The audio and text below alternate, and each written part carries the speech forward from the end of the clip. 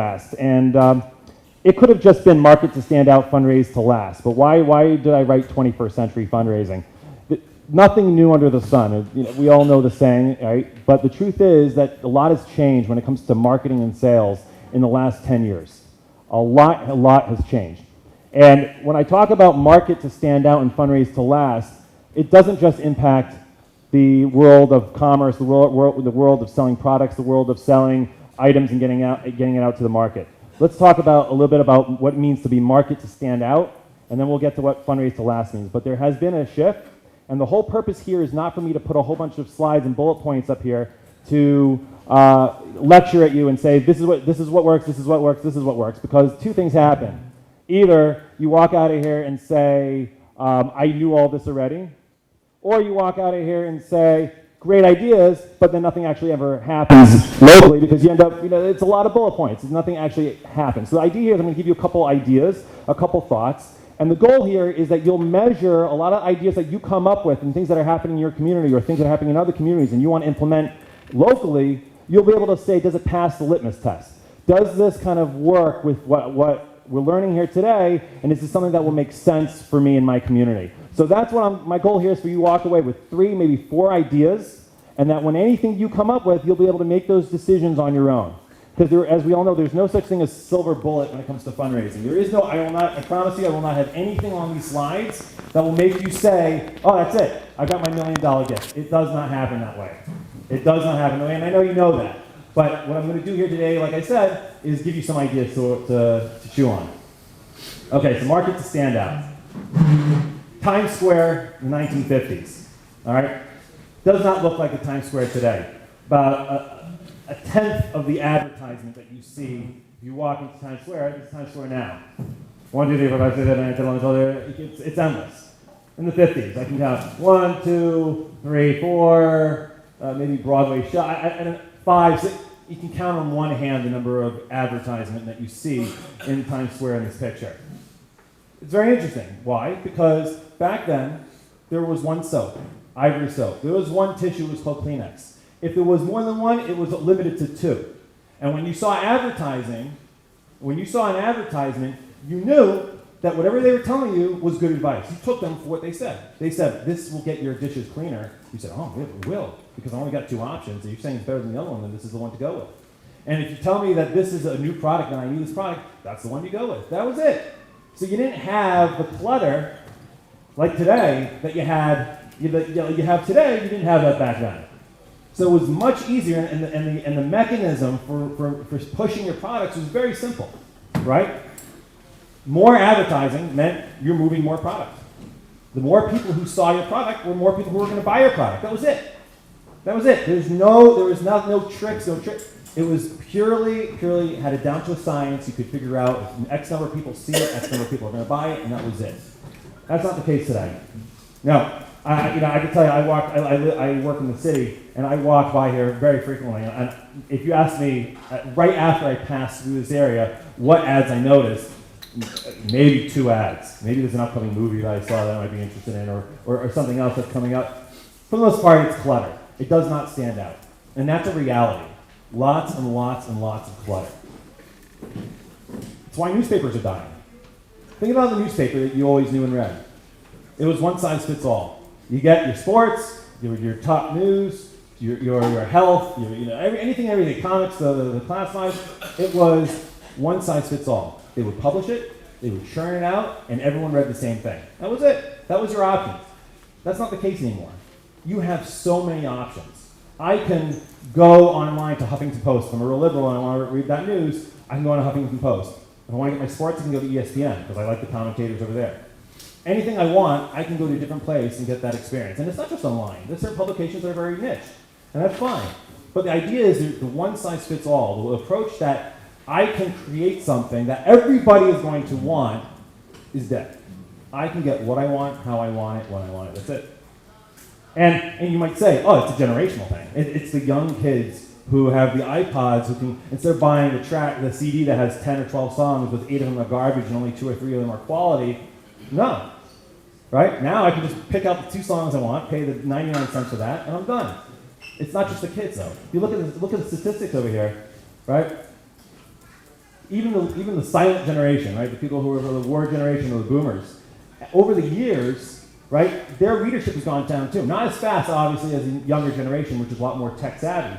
But even the older generations, over time, between 2006 and 2008, went down dramatically. So even if you're an older person, you know there's so many options out there. I don't need to subscribe to a package deal. That's the reality. We're talking about, this is not rocket science. This is a reality of the market. This is a reality of how, when it comes to selling products, there's lots of clutter.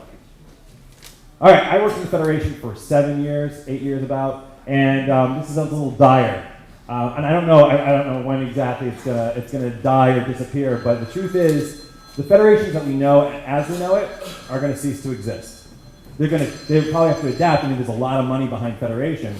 They will continue in some way or form, and they're going to raise a lot of money because of people who believe in it, but it's not going to be the way we see it now.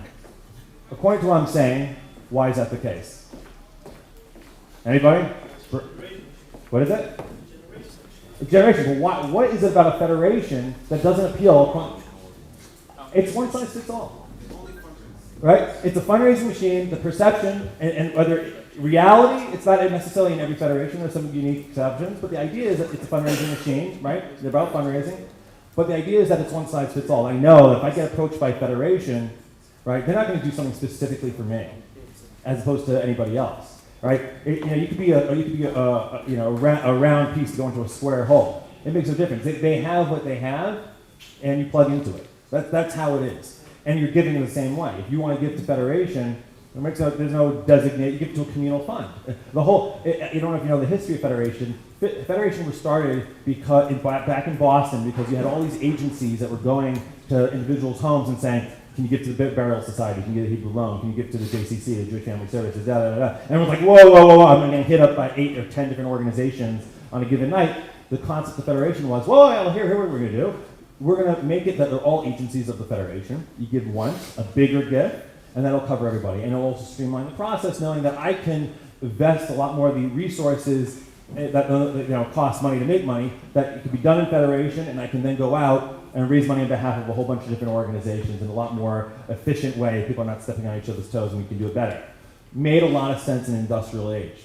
When the market was one size fits all, where you would just plug and play. And think about also your shuls. Back in the day, your shul, your shofet, your rav, your Hebrew school, everything was in one place. This is across everything.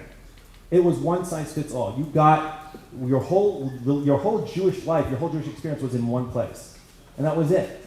You didn't get your different Torah online. You didn't go to one place and you send your kids to a different school. Everyone, it's like the iPod of Jewish life, because that's the truth. Is that nowadays people do what they want, how they want, when they want. So I don't know exactly what it's going to look like, but I can tell you that the Federation giving, this is their numbers. This is not mine. I didn't make these up. They said that 19.6% drop in 2009, and that's all the top federations. One exclusion is Baltimore, and I actually worked in the Federation in Baltimore for 3 years, and they're a completely different beast. So any Baltimore representation here today? No? All right. But basically, federations are all getting hit.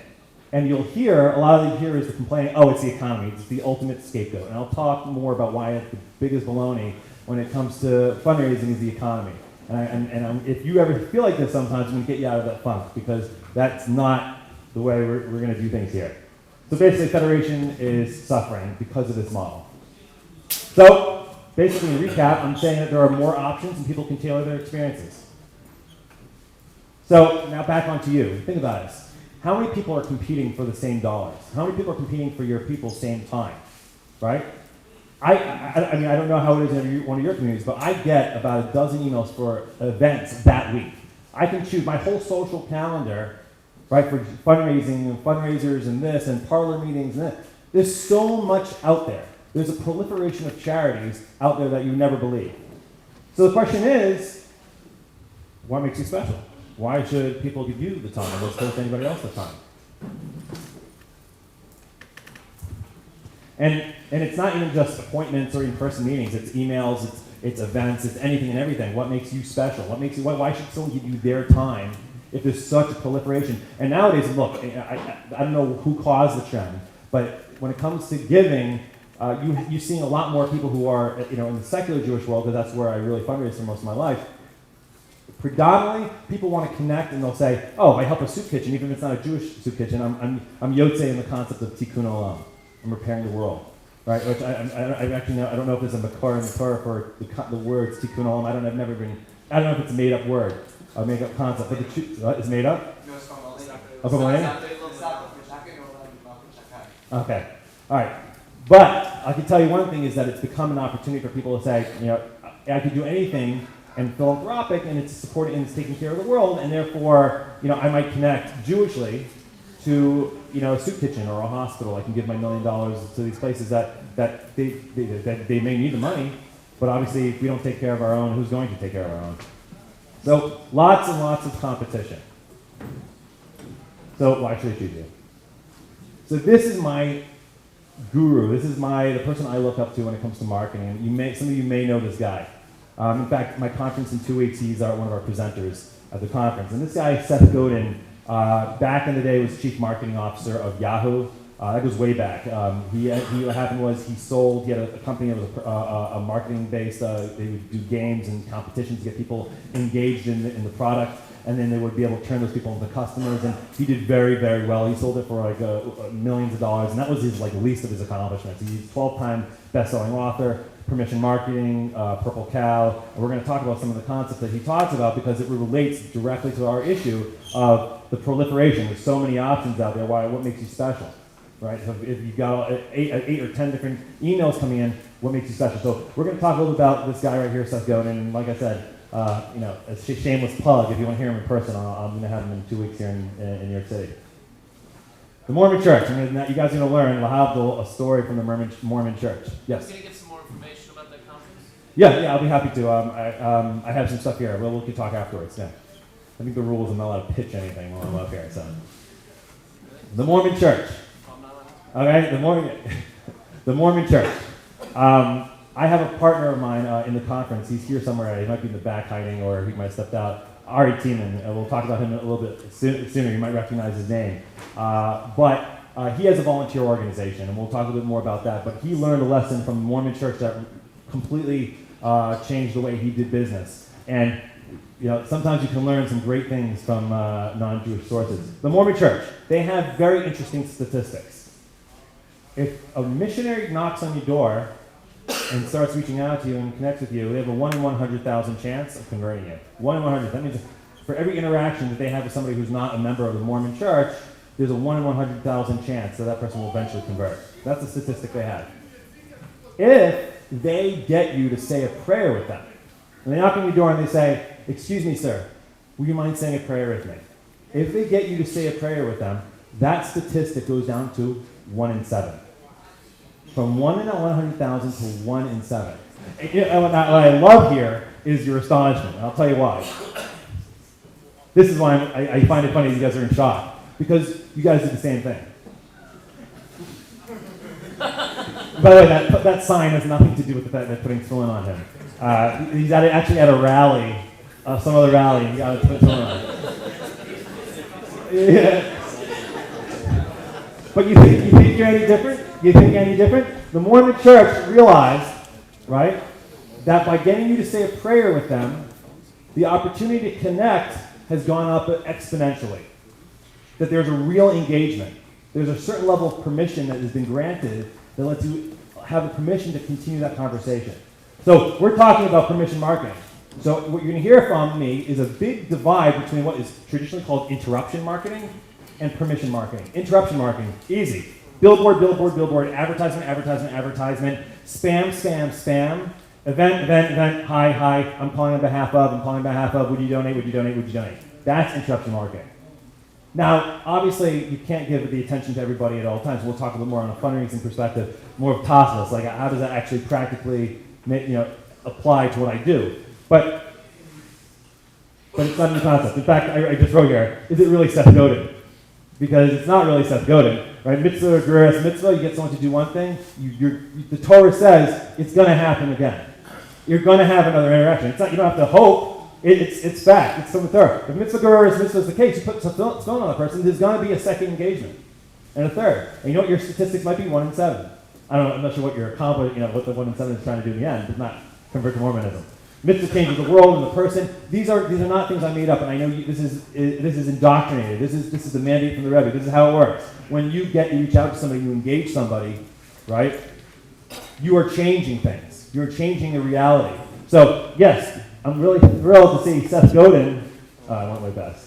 I'm really glad to see Seth Godin has put it into book form and has made millions of dollars off of it, which means that one of you guys failed to do that. But in the end of the day, it's not a new concept. It's not a new concept. In fact, every time successful fundraising isn't about you. It's never about you. It's about them, about their experiences, and you know that because that's just how it works in Chabad. It's how it works when you reach out to somebody, you engage somebody, because it's not about you, it's about them. And you know that what you do with them changes the world, changes themselves, it has a tremendous impact. So, what we're talking about here... Sing it? Okay. Do I have tether? Can I okay, good. All right, sorry about that. So, lost the momentum on that one. But basically, what we're talking about here is not a new concept. Permission is at the basis of what you're doing when you're on shlichus, right? My goal here is to take that permission and to make that also apply to everything you do when you reach out to somebody from a marketing perspective, when you reach out to somebody from a fundraising perspective. Everything you need to do needs to follow the same suit, and we'll talk about how that's done. So, like I said, are you interrupting people or are you getting their permission? All right, now this is Ari, I don't know if he's still here. Raise your hand, Ari, if you're here. No? All right. So you might recognize this guy. In fact, if you're one of the, here he is. There we go. All right. So for the 4 of you who were not nominated for the Jewish Community Heroes campaign, let me do a little bit of a background here, okay? Basically, the Jewish Community Heroes campaign was something that the National Federation system did, okay? I was at first very excited because what I saw was they were going to engage in a conversation. This wasn't going to be a one-sided thing, which was very, very promising, right? But the success isn't in the action. It's what's done with that initial contact. So Ari Tiemann is not unsuccessful. I want to go on the record. He's doing the conference with me in 2 weeks, so he's not unsuccessful. What's unsuccessful, and I can say this for the record, is the actual campaign. In fact, the numbers this year are about half the number of votes that they were last year. That's a fact as well. But why do I say this is unsuccessful? The reason why I say this is unsuccessful is because I had a conversation with the Federation exec in Houston. I called him up, and I had this idea of doing something not so much on a national scale, but in a local community. And we'll talk about the next slide, which will talk about what was success, what could have been done on a national scale that wasn't done, that was a missed opportunity. I called this exec in Houston, the Federation executive in Houston, Texas, a large federation, strong doctor community. He does very, very well over there. And I said to him, was this campaign successful? Because it's a national thing. Federations of North America, which did it, serves the federation system. They're basically the umbrella organization, UJC, Jewish Federations of North America, 1,000 different acronyms, but that's what it is. They support the federation. So the reason why they did this was to build new momentum in local communities. The idea is that if you nominate someone from Houston, right, and you nominate someone from Nashville and you nominate someone from Kansas City, you're starting to get people involved on a national level talking about federation and talking about all these opportunities, and things along those lines. I asked him, was it a successful campaign? And when he told me, he said, no, it wasn't successful. I said, what are you talking about? Hundreds of thousands of votes. I got the emails from Federation, about 1 million of them, saying how successful it was. Why wasn't it successful? He said, okay, what happens at the end of the campaign? I got about 5,000 email addresses from National Federation. They sent me whatever, I don't remember the exact number, 4, 3, 4, or 5, whatever it is. I got email addresses from the national system. And they said to me, basically, happy birthday, like big beam on their face, like, here you go. Here's your emails that you've earned for your heroes, people who voted from your area. We know based on your area, the IP, I don't know how it works by IP address or whatever it is, but we know these are people who voted from your area. These are people who are connected in Houston. And he said to me on the phone, he said, that's not success. I was like, what am I supposed to do with these emails? I don't know anything about them. I don't have any connection to them. I'm going to just put them on our mailing list? Well, what am I going to do with them? And I realized he had a very valid point. You've got something that was tremendously engaging. The first year that it was done, it was incredible. The amount of people talking about Federation who never would even dream of talking about, because hero is, whatever you want to call a Jewish hero, but for a hero, it's something that's universal. It's not a Federation thing. So they were so good in capturing all these new people who were involved in voting for their hero, this democracy, to get people voted. But it was unsuccessful Because where's the follow-up? What happens with these email addresses? So I took this model. This is Muncie. This is Rockland County. I live in Muncie. And I replicated it for the Federation there. The Federation's struggling, very small. What's the relevancy? A lot of the social services in Muncie are pretty much in-house. Like you don't have to go to Jewish Family Services for therapy. You can go to, if you're in the Hasidic community, you have resources there. If you're in the other communities, you have resources there. You don't need a lot of the resources. So they were saying, we want to do something that kind of builds the same excitement. And I got excited because I was thinking, you know what? If there was competition on a national level for this campaign, if you put it in a local area and you're voting against someone you know that lives down the block, or someone who's, you're the rabbi of the conservative synagogue and that's the rabbi of the Reform synagogue, I had a sense that this was going to become a lot more, very high generating. And I thought, okay, look, what can we get? Maybe we'll get 4,000 or 5,000 email addresses. Houston, huge city, got 5,000 email addresses. We ran the campaign and we got 7,500 email addresses. And this is Muncie, this is Rockland County, 7,500 email addresses, unique email addresses. And I said to them, when we do this campaign, when you vote, it's going to be a little bit different than national. On the screen, when it says vote, and when you're on your page, or whoever it is, whether it's Rabbi Oliver or it's Silly Ehrenreich or whoever it is, and you say, vote for this person, you're going to click on the button. You have a couple options you can also click off, and it takes about a half a second. I'm interested in intermarriage, or I'm interested in young leadership, or whatever the words that the catchwords that the Federation came up with. And I said to them, you're going to waste all your money on this campaign if you don't follow up with this right. And I said, they're like, well, what do you mean? I said, Federation on a national level just took these emails, dumped them in the email address, and that was done. If you get a list of people that say that they're interested in interfaith families, you send out a unique email to those families that said they checked off the interfaith family box. And they might have checked off other boxes too. But you're going to create silos of people that had areas of interest. And you're going to email them and say, thank you so much for voting for the HERO campaign. This was who won. We hope you come to the, or I think it was even before that, come to the annual meeting. I want to get people to come to the annual meeting for Federation. Come and find out who won. If they would have said, I know you're interested in interfaith families. Is there a few minutes I could talk to you? And this could be you don't have to do this to every single person individually. I'm really intrigued by your interest in interfaith families. I would love to get your opinion and some ideas that we can do in the community. We have some other things. Here are a couple of events or things that are going on in the community for interfaith families. Here are some things going on. I'd love to talk to you. Do you have a few minutes next week to talk? And if they sent that out to 100 people, I can guarantee they would have had a 50% response rate, as opposed to the typical 2 to 5% response rate that most people get when they do interruption marketing. You look at your either MailChimp or Constant Contact, and you see you got like 2 or 5% hit. But if you do something that builds on the permission, you already found out what they like. So if you take advantage of that and say, I see you're interested in this topic, you've now continued the conversation. You get on the phone with them. And that's what you do. That's success, because then you're starting a conversation, you're going to build on it. But the moment, even if you do that, but the moment you start putting them on the mailing list, you start shooting them all this stuff, you lost it. You burned your permission. You can only earn the permission as it's given to you. The example Seth Godin always says is if you walk up to a woman on a subway and say, will you marry me? What's the chances of her saying yes? Well, if you're in New York City, chances are very high. They're not all playing with full deck of cards. But outside, any normal person, most people are going to say, what are you, crazy? Who are you?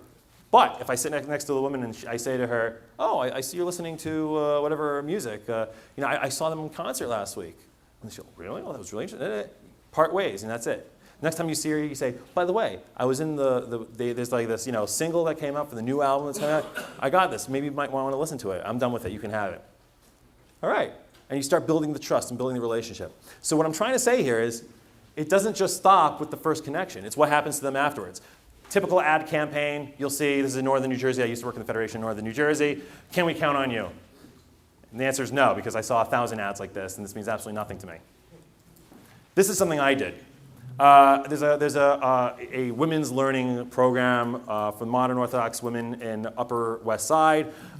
They wanted to do something. They had this really successful high school and college-age kid program in the summer, high energy, fantastic, and they wanted to try to get people to hear what's going on at the organization.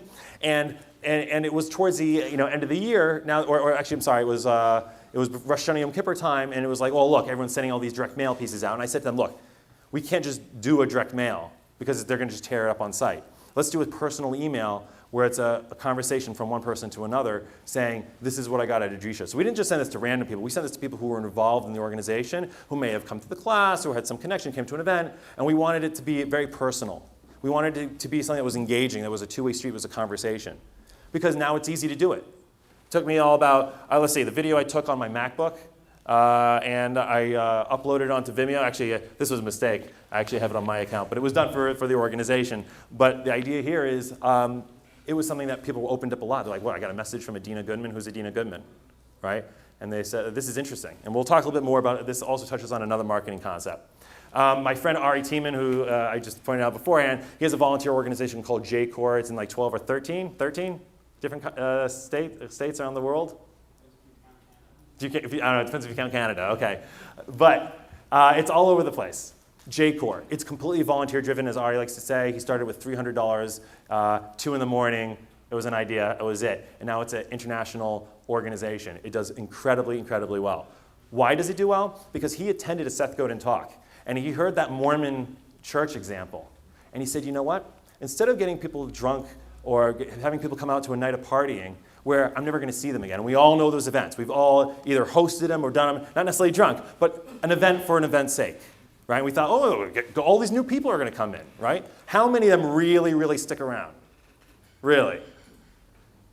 He said, you know what? Instead of doing the typical admission, I'm going to make people do like a little act of volunteerism, right? Mitzvah gurus mitzvah. They have to bring in a can of soup, or they have to do something, bring in a little bit of food to donate to the local food shelter. He did this. He got, of course, because it didn't cost money, but also it was novel. He got 800 or something like that people out to his event, where might have had a fraction of that attending. And you know what? His return, because what is he? He's a volunteer organization. He wants people at the soup kitchen. He's not there to throw parties.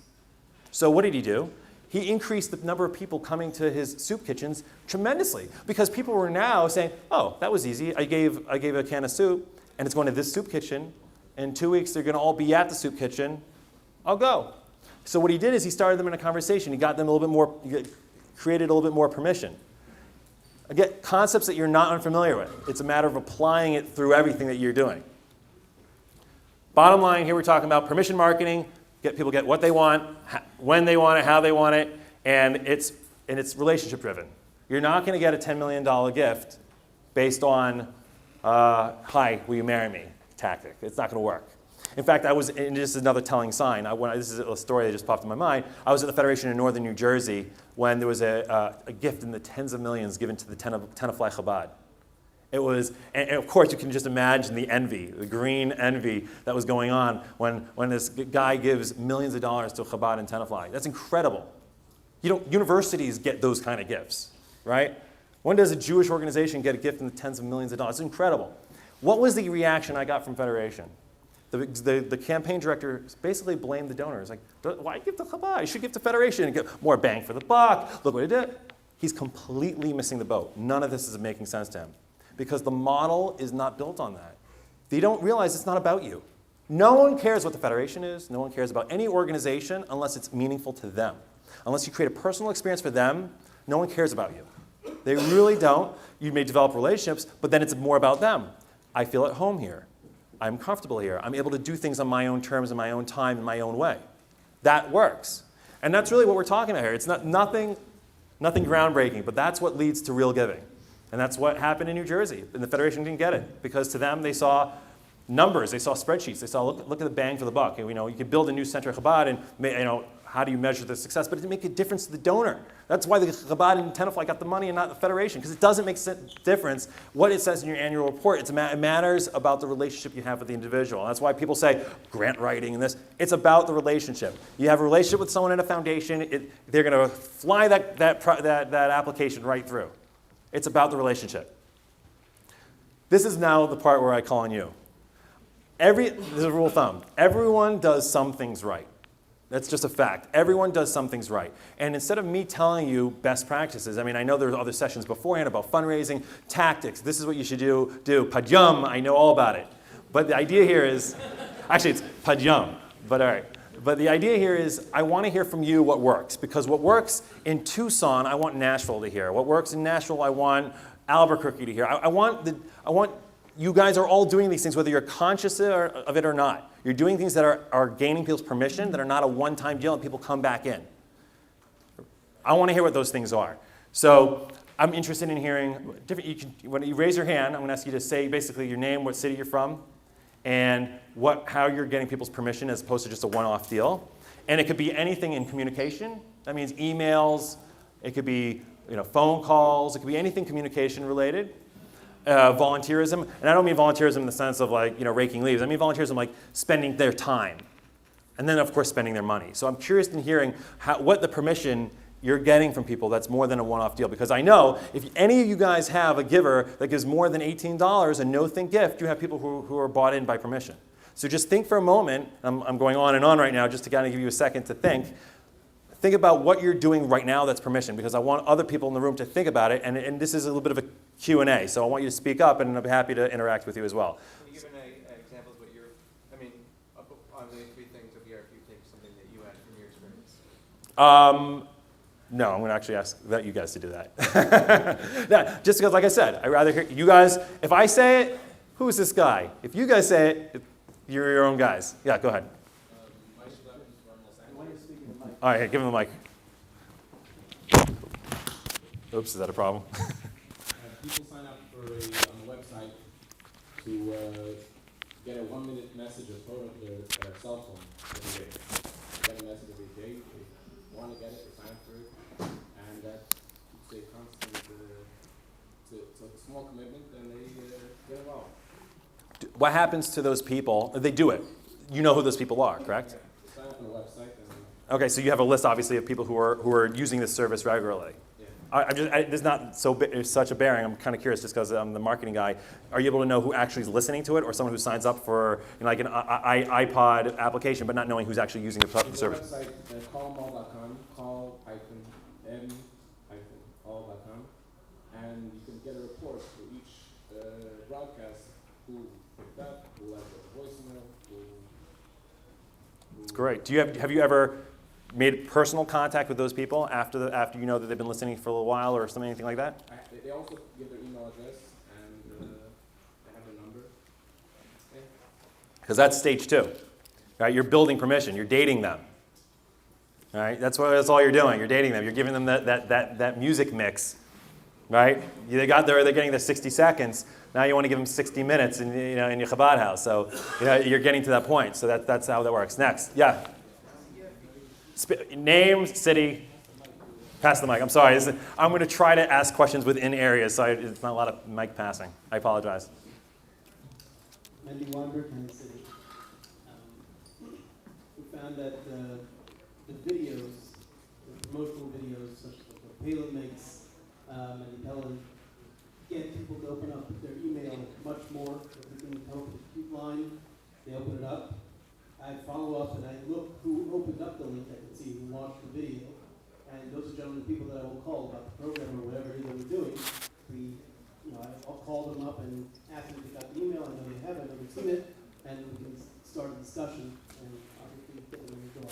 All right. It's great. It's perfect.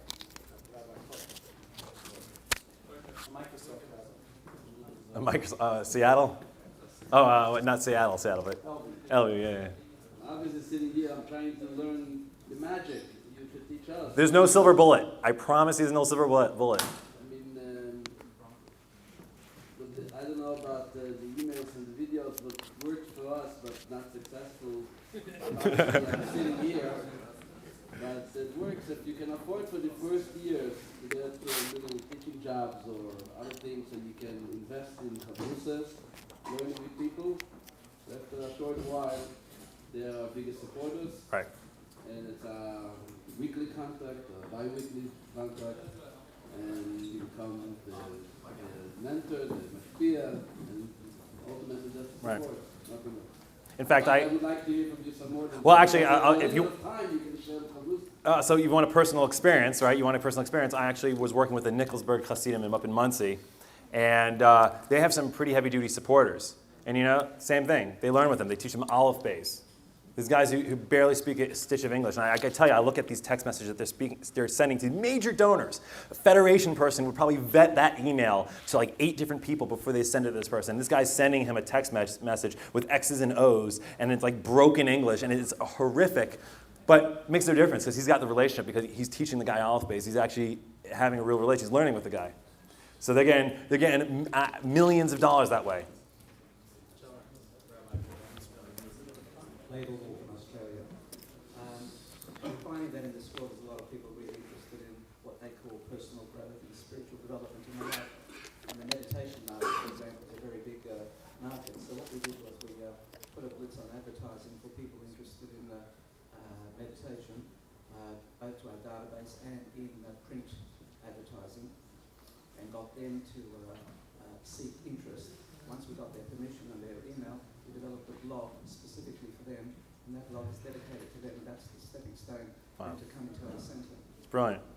Brilliant. In fact, I know of another organization that does the same thing. In fact, you might have heard of TM, Transcendental Meditation, right? So the David Lynch Foundation is a major foundation in, it's in California, but they have offices in New York City. They use the same tactics.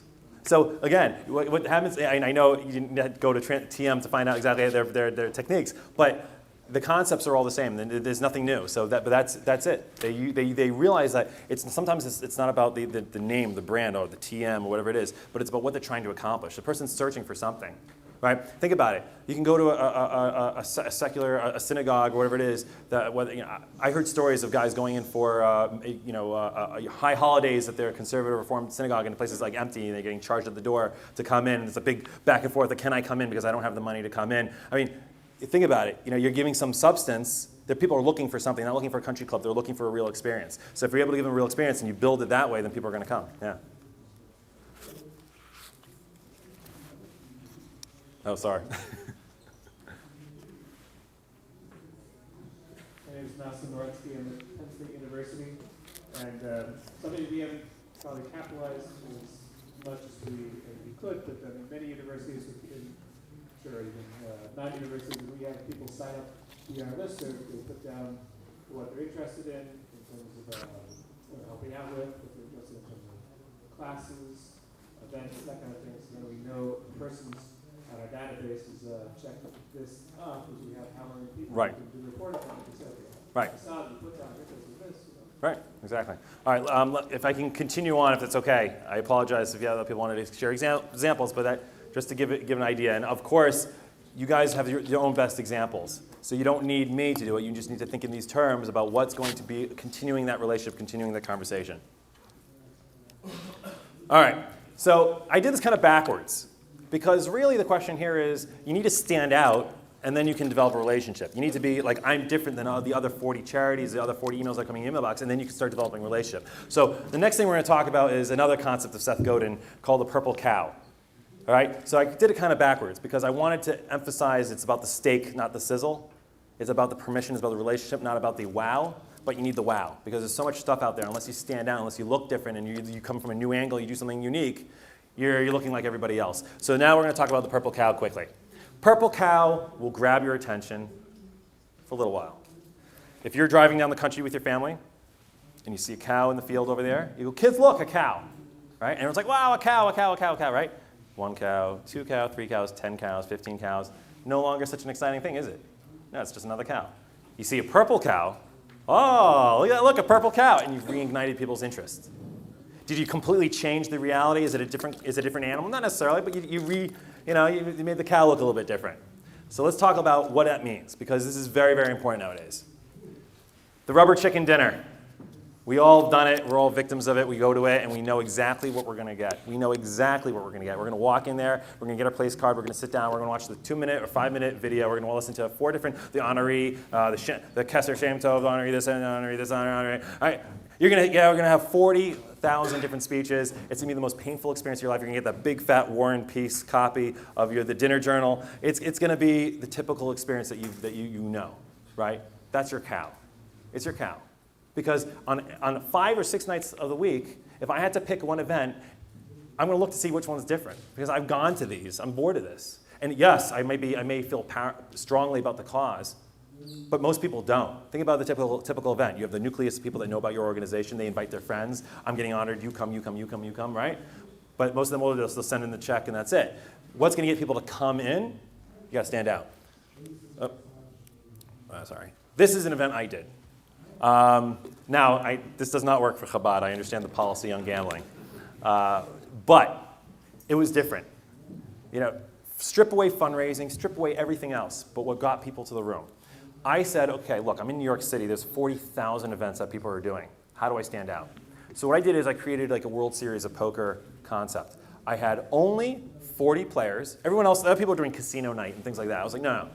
40 players, high buy-in, $1,800 to play. I had a nucleus of people that I knew I could go to that were big into poker, and it would be the core, and it's a good crowd because they all know each other. They all have pickup games together. It's a good, natural place to reach out to people. And I said, I'm going to do a poker event. $1,800 to play poker, only 40 players. I'm going to have cameras, live feed. I'm going to have like World Series of Poker feel. I'm going to have all these beautiful people standing around watching these 40 guys who are going to feel like $1 million because people are watching them play poker. And everything else is going to be like a regular event. They're going to have the buffet, you're going to have a top shelf bar, you're going to have, they're going to be DJ, which every other event has. Right? But everyone came to my event. People came to my event because they saw the 4 or 5, 6 different events going on, and they said, oh, this is different. Like a World Series of Poker, it was called the Full House event. That's cool. That's different. And people came out to that for that very reason. So instead of getting 100 people in a room, I got a lot more than that. And people like to gamble, so that works well too. All right, so that's an example of a purple cow. I guarantee you, yeah, question. But after doing that, we've seen that becomes gimmicky, and also Yep. we've seen, everybody now knows a Chinese auction, and everybody knows The youre catalog, all these things. And you know what? It keeps you on your toes because in the end of the day, there's always something new that you could do. You can reinvent something that was popular 50 years ago or 100 years ago. There's things that are brought back. Look, clothing comes back. You don't think ideas that were popular 50 years ago can't come back? But it's got to be new and fresh. And yes, you have to constantly reinvent. That's the whole concept of Purple Cow. You are constantly reinventing. You may think, oh, it's easy for me to do the same old song and dance, but you can't do that. You can't do that.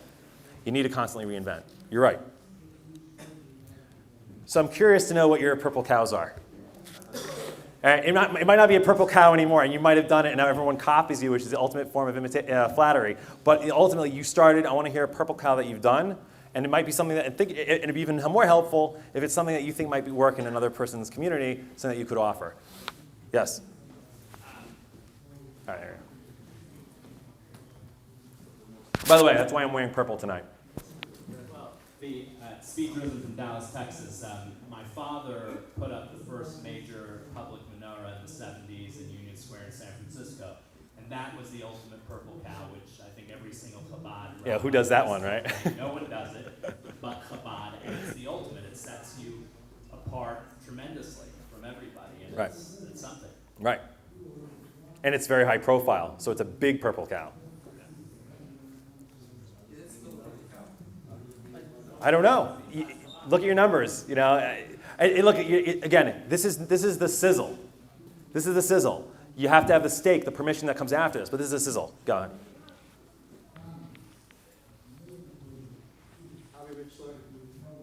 We serve as a large geographic area. Where? So many people in Mulligan, New Jersey, Boston. This year I tried to do something different for high holidays. I got lawn signs made up. It said free high holiday services and just my phone number. That's all it said. And we got 1 trillion calls about that. Yeah. I just plastered them like politicians all over the whole county and major roads. So that may work for guys. It was a good purple cow. We got calls from non-Jews wanting to know what it was. And I got, no, you get permission. You get permission. You're a non-profit. But everyone, even the people that took it down because they didn't like it, heard about our organization. Right. And the truth is, what works as a purple cow for you in your city might never fly in another city. So it's a completely intimate experience. What is a shocker by you if another community has Croxmas trees up everywhere, or maybe the menorah is not a shocker. I don't know. But the point is that you have to measure. You have to kind of say, oh, this is going to shock people. Oh, this is good. This is good. If you get that kind of feeling, like this is gonna rub people a new way, then that's the way to do it. I get a microphone. Sorry. You said that you started something called Kabbalah Cookies, which basically take pieces of like inspirational messages and we put them in like cookies, and we just advertise it all over like the universities and the like parties, and it just gets people's attention. Right. It's like fortune cookie. Right, it's like a fortune cookie. People they want to read it. Think about it. You think Snapple? I mean, it's not a purple cow anymore. But when you started printing stuff on the inside of your cap, wait, a fun fact. You think that was done for just for fun? It costs money to put that stuff in there. They did it because they wanted a purple cow experience. Kabbalah Cholent. One of the things we did in Nashville is Yeah. the JCC's Israel Day celebration. It was a hot day. We knew it was going to be really hot. It was May. So we actually prepared bottles of water. And on it, you put your website. And everyone came to the Chabad table. It was so hot, we were giving away free water. And everybody walked home that day with, ChabadNational.com. It was free, just easy target marketing. Right. Anything as far as communication. This is a popular one because you think about it, how many emails you get, how much stuff you get that gets in front of attention. So yes, your hand shot up, so you've got something good. I want to set the bar high.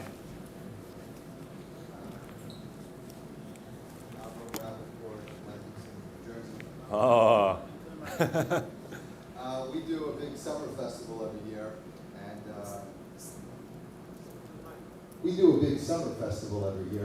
and we wanted to get the message out. So what we did was we made these large banners, 6 or 8 feet, yellow banners with red words, the date, the time, and the location. And we did it for 2 years, and now the city got on our case. They don't let us put the signs up. We put it at people's houses, at the intersections. They already know who we are. They made us take it down this year. Right. And we're stuck with like 10 big banners, 12 of them. I didn't know what to do. Between all the rabbis and rebbitzins and staff and volunteers, we have at least 6 minivans. So we put a huge banner inside of the minivan, and everywhere anyone went in town for the 2 weeks beforehand, there were just these. And they were unkept, they didn't look right, they were just banners, duct taped on minivans, but the message got out. Right. And that's another thing also, if you want to stand out at Times Square, buy every advertisement. I mean, I don't think you have the money in the bank to do that, but buy every advertisement and then you'll stand out. If you eliminate the clutter or if you put out 40,000 lawn signs, that'll definitely work too. All right, so again, these are things to think about. All right, so bottom line, when it comes to marketing, 2 steps. Get their attention, be a purple cow, do something that's unique, that'll shock people, that make people think that this is a different event, this is a different email, this is a different type of communication, and get their permission. Take that initial touch and make it something that's continuous. If you don't have any action plan after the initial sizzle, there's no steak, right? You need to have that step 2 in place. That's it. So if you're going to walk away with anything today from a marketing perspective, we're going to talk about fundraising now, is to know that you need to stand out and you need to get people's permission. Fundraising to last. Now, anyone can fundraise. You can go over to someone and get money, but if you want something sustainable, that's year in and year out, that you know you're starting at a bit, okay, I know I'm even before I start this year, I'm going to be at $200,000, right? And I want to get to $350, I want to get a 10% increase, whatever it is. If you want sustainability, that's the testament of a successful organization. If you start from scratch every year, and that doesn't just mean start from scratch where I'm going to go to these donors new or money that you know is coming in. I mean, if you have to think, okay, what events am I going to do this year, or what kind of things am I going to do? That's what I mean by start from scratch. You can't start from scratch. You have to have a baseline. Peter Drucker. He wrote the book on nonprofits, and I mean that literally and figuratively. He actually wrote the book on nonprofit organizations, NGOs, non-government organizations. He passed away, I don't know if it was like 5, 10, 15 years ago. Old guy, as you could say here. He wrote everything you need to know about fundraising, Peter Drucker. Every university that teaches public policy or government policy or nonprofit management or anything like that, they quote him over and over and over again because what he says, even though he's older, even though marketing has changed, the principles stay the same. So back here for a second, fundraising versus development. What's the difference? Fundraising and development. I don't ever hear like fundraising director. I always hear development director, right? What's fundraising versus development? Fundraising is basically just on what you have right now. Development is obviously for the future. Right, it's sustainable. Fundraising is very one-dimensional. When you say you're fundraising, right, That's the actual experience of putting on the boots and going out and actually asking for a solicitation. That's what it is, and that's where it starts, and that's where it ends. You need to do good fundraising, absolutely. You need to be a good fundraiser. You need to learn those skills. You have to be a good fundraiser. It's, in the end of the day, you don't ask for money, you don't get any money. But development is a lot more about the model and understanding that you're raising money, you're developing your base, you're growing that. That's the big difference between fundraising and development. Peter Drucker says there are 4 elements that you need for a successful organization, okay? In this order, all right? And I'm stressing that. Mission, what you're doing, why you're doing it. Marketing, how you're conveying it. People who are supporting it, people who are behind it. I don't mean supporting it financially, but people who are championing your cause. And money. Money is the last thing your organization needs. It is, contrary to how you feel when you have to pay rent and you have to do things, money is the last thing your organization needs. And we're going to talk about each of these things. We're going to skip marketing because we've talked about marketing, but we're going to talk about mission, people, and money. And I'm going to talk, and I want to stress that, how money's the last thing. If you don't believe in what you're doing, you're in the wrong job. And I always said this because I actually was with Ari. He lives down by Union Square, and it was they had the parade, and then all the Hashluchim, and I actually tweeted it, and I got retweeted by the Chabad master tweeter or whatever it was, that saying that where other people parade, Chabad parades and then gets to work, right? Then they go to do Emissaries in the city. So that's the difference. They actually are doing interaction. They did the steak and the sizzle and the steak. They did both. So they actually go out there and they actually putting on tefillin on people. And I was blown away because you see the kids there. The young kid who might be 12, 13 years old, younger, with the older bracher, and the faces are beaming. They love what they're doing. The best compliment a fundraiser can ever get, and if you get this, you know you got it, is I see you believe in what you're doing. I see you stand behind your product. Those are the best salespeople. People who walk through the sale are not going to be the salespeople. If you believe in what you're selling, you're going to be a good salesman. So the moment everyone has down days. But if you start saying, the economy and this, that, it doesn't fly.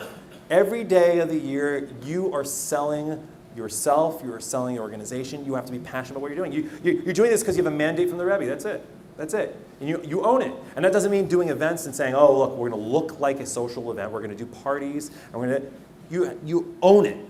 If you want to pretend to be something, then you could be the Hillels on campus. Why does Chabad do so much better on campus than Hillels? All right? I can't wait for this video to get out there because I'm dead beat. But think about it. What are you offering? If you try to be everything to everybody, then you're nothing to nobody. That's a fact. If you try to say, we're just going to be all-inclusive, we're not going to choose any one direction, we're not going to do anything, but we want to make sure, we want to walk. I heard from a kid, and I said, why are you involved in Chabad? And I asked the kid directly, and he said to me, I do it because I feel like I'm walking on eggshells at Hillel. What does that tell you? You own it. You're proud of what you're doing. You believe in what you're doing, and that's why you're doing it. That's why I love what you're doing, because you own it. If you don't believe in your mission, no one else is going to believe in your mission. And if you try to pretend you're something that you're not, then people are going to see right through that. And they say, well, look, you're trying to catch me, get me in the door with a trick, and then you're doing. It doesn't work that way. From the moment, everything you do, and I know this, I'm preaching to the choir, but this is the case. You have to own it. That's what's going to make you successful. Your people. And I've seen that this is a little bit of a struggle. I think one of Chabad's biggest challenges is that you're all entrepreneurs. You get dumped in a city and say, good luck. Build a Chabad house, build infrastructure, do everything. You're a fundraiser. You're a one-man show, right? No, you can't be a one-man show. If you're a one-man show, you can't grow. If you're a one-man show, if you're the only one who is marketing and fundraising your organization, doing things like that, then you're dead meat. You have to have communal involvement. You have to have. If you're a one-man show, you're going to burn out or fail. I got to give credit where credit's due. Federation does this very, very well. They do two things very well. They create points of entry, and they get people involved where they feel like they're connected. All right? How to raise money, how to give the money out, Israel advocacy, this, that, parade, whatever. But it's all lay-driven, right? You have the staff people. I was a staff person for Federation. Fundraising, ironically, I was a fundraiser. I hardly did any fundraising. What was I? I was like the puppeteer. I would have my leadership board and my committees, and I would say, okay, here are the pledge cards, and you solicit those people, and you solicit those people, and we're going to do an event, so you're the committee to plan the actual event, and you're going to plan, you're going to be like the host committee. When people walk in, you make sure they have a positive experience so that no one's standing in the corner uncomfortable. Did I do this stuff? No. I was a master delegator. And it works. That's why they have so much money. You want to know, why? How come they get so much money? I'll tell you why. Because they've found a way, and it's a system that's worked for 100 years, since the first federation, right? We all know that shuls and federations, they have the pictures of the committees, right? This is the development, this is the campaign committee, and this is our planning and allocations committee, and this is the Israel Advocacy Committee. They do that because they know that if they get you hooked and you're involved and you're touting the party line, you're involved in federation, then basically you're a free marketing and fundraising source. They've created that scalability, and that's why Federation succeeds. So it's a bit of a challenge because Federation, their whole model is built on that. You have to find ways that can work for you. Yeah, question. So here's a question. So this is really a question for you to think about yourselves, because there's, like I said, I don't have the answers to everything. What I can tell you is that you need to think of something that gives people points of entry. If you're doing events over the course of the year, right? It's not about you and your kids running the events, right? You have to engage them in the process. If you're doing something that requires you could use an extra set of hands, get them. And try to automate that process. And I don't mean automate literally in the sense of having a database and keeping track like that. I mean automate the process and making sure that, I have this event, I'm going to need about 5 or 10 people to be on the committee, I'm going to need to help with it, and dinner, and the ad journal, and this and that. You have to get people doing this stuff. Get them planning the event. Get them picking out the color of the shades that you're going to do it, and get them to do this stuff because people support what they help to create. Whatever it is, it's amazing. It could be anything, but the point is that if you're having them involved in the planning of it, they're going to support it. And Federation does that really well. And you need to think about how that works, because again, you might do it in a smaller base, but the more you can create a structure that allows for that. I'm not saying to replicate yourself in Federation because that's not the way to go. You should be what you are, but you should think about what you're doing that brings people in and focus on when someone says, what can I do, Rabbi? What can I do to help you? You should have a list of 5 or 10 things to say, if you want to help, I can use a lot of help. What are your skill sets? Let me ask you, what are you interested in doing? You want to be welcoming, you're more of a host kind of person, well, we have these kind of things to do. Or you're very tech savvy, we're trying to set up our database, we have get people involved in whatever you're doing, and you're going to find that the money's going to come along with it. Who are the right people? I'm quoting all the patriarchs of marketing and social sociology. Malcolm Gladwell, please read his book, The Tipping Point. For me, it was chizuk. And I don't know how other people took it, but to me, what I saw was anybody who want to be successful and have success in anything, if you have people behind it and you have a little bit of measure, then you can have a tipping point where you go from going 1 person, 2 people, 3 people to 2, 4, 8, 16, 32 and getting exponential growth. So the question, I'm going to go quickly. How am I doing for time? 12 minutes? All right, we're getting close to the end anyway. All right. There are 3 categories of people. Not everyone is in one of the categories. People bleed into different categories, and I know it's a little hard to read. I'm going to read them out loud. Connector, that's the guy with the Rolodex, or the woman in the community who seems to know everybody. That's your connector, right? That's the right person. Maven is someone who is the expert on the subject matter, right? Clearly, you're the expert on the subject matter. I'm sure there are other people who also can be involved, who also, who can offer real value and say, oh, you're interested in meditation? Here, this is a person who does meditation. And you're interested in it? This is who we have for, we're doing fitness or whatever it is. This is the person who's the maven. This is the expert. And then lastly, the salesman.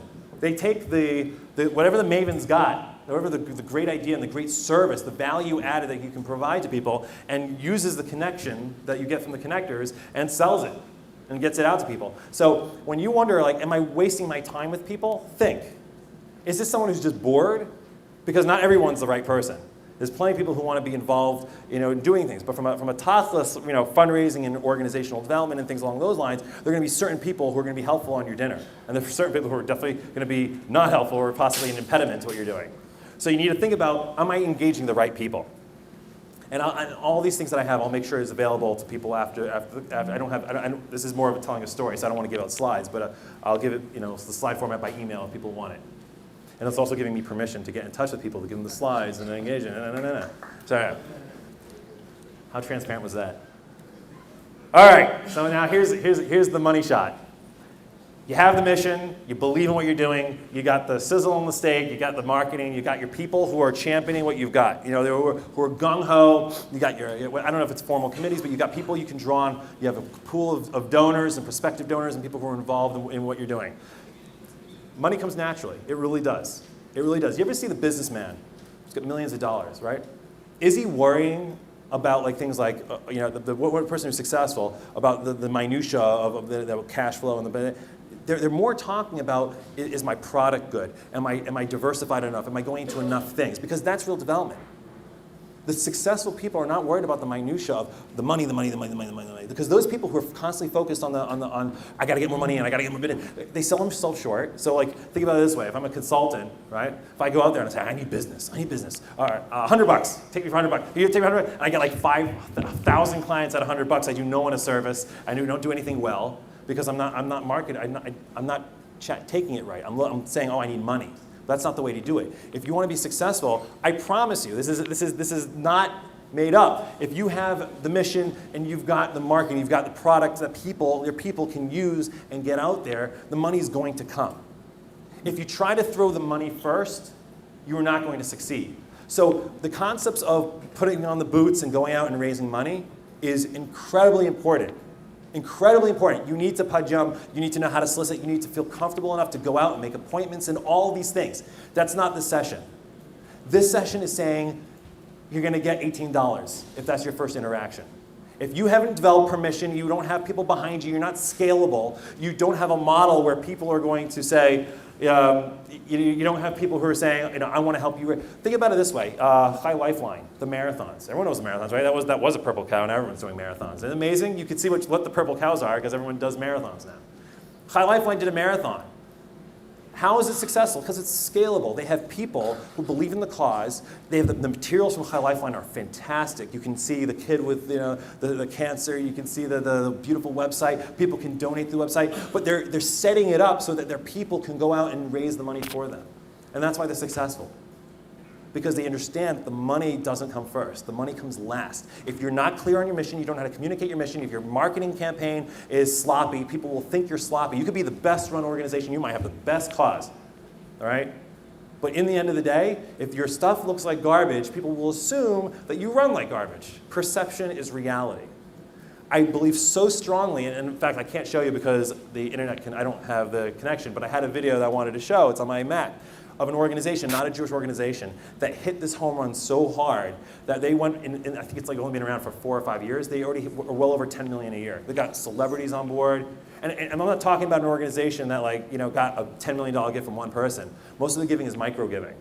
And the organization is called Charity Water. What's their website? charitywater.org. If I can stress enough, again, another shameless plug, he's not going to be, the founder of that's going to be at my conference as well. He was a nightclub promoter. This guy is a nightclub promoter. He understands the importance of the sizzle, the steak, people. You want to sell $500 bottle of vodka at a nightclub with women and hedge fund managers? It doesn't make sense financially. When you ever buy a $500 bottle of mashka, it's better be a good bottle of mashka because it's $500 no one pays for. But he got people to do it, and he built a whole organization that utilized the same skill sets that he took from that world. And he's got his story online. It's incredible, and he's going to be at my conference. But he is somebody that does Charity Water. And he created a whole micro-giving platform, My Charity Water. You can run for them. You can swim. You can do all these things to build clean drinking water in Africa, Central Africa. Great cause. He believes it. He owns it. I'm going to skip this because I think I covered a lot of this stuff. Scalability, I talked about. You have to empower your people to go out and do this on their own. So this is it. This is the whole spiel I've got for you. You're the mission. You know what the mission is. Your mandate. You're an extension of the Rebbe. You're doing what the Rebbe wants you to do. This is to reach out there, get people to do a mitzvah, build that permission, develop it more. Your marketing, you need the sizzle and the steak. You got to be relevant. You got to have the substance, but you also have to catch people's attention. You need the right people, the right manpower or woman power, the right people with entry points, ways for people to connect with your organization. And then guess what? You need money. You need scalability. You need to think about things that will let people where you're not going to be doing everything yourself. You find ways for people to build a platform for people to plug in that they can run with the ball, give them the materials, create opportunities like the Federation does it well, create opportunities for people to go out and solicit other people, get them involved in what you're doing. This is the case study I can't show you, the video, and that's it. I'll take a couple questions. Oh, that's right. Please come forward. I have some books. I didn't want to do it during the speech to keep momentum, but I have videos for you, books for you. Also, they asked if you could rate this session before you leave. There's going to be Meyer here and after that dinner. But everyone has a mobile phone. There should be internet access. It's like- you go to mobile.kinus.com. The Kinus Chabad at Kinus would like to rate the session here. It's really important. It's like American Idol. Two. This is what the session has been videotaped. It will be available at a later time. So mobile.kinus.com. Again, if you answer the question, please come up and get your